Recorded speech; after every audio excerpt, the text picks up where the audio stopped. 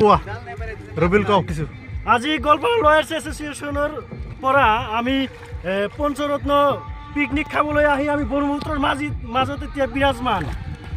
খুব ভাল লাগিছে। এইটো কি মন্দিৰ হয়? এইটো পাগলাটেক মন্দিৰ হয় আৰু সেইটো নৰনাৰায়ণ সেতু দেখিবলৈ পোৱা যায় আৰু সেই তাতে আছে আপোনাৰ নৰনাৰায়ণ সেতু আৰু এয়া নদীৰ মাছখিনিত আমি আছোঁ। সৰু নৌকা চলাই আছোঁ। আমাৰ নৌকাটো ড্ৰাইভ কৰি আছে ভাইটি ফাৰুকে আৰু এয়া এডভকেট ৰজিবুল ইছলাম আৰু আমাৰ সবুত আলী ছাৰ আৰু এয়া বন্ধু এডভকেট ৰহুল আমিন আছে। খুব ভাল লগা এইখিনি ঠাই, খুব ভাল লগা। চাওক